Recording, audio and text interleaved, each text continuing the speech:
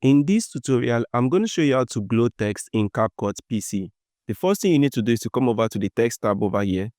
Next, scroll down here and select this plus sign. Next, double tap on the default text over here and change it to whatever you like. And come over to the basic settings over here and change the font to whatever you prefer. I'm going to change this to Arial Black.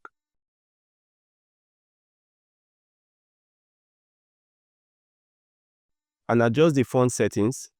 The next thing we need to do is to change the color of the text to the preferred glow color. I'm going to change this to blue. Next, scroll down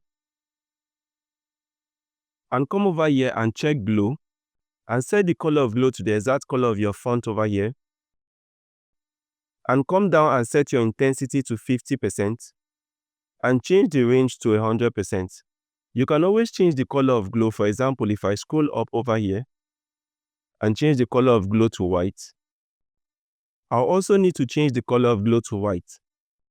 And that's it guys on how to add glow to your text in CapCut PC.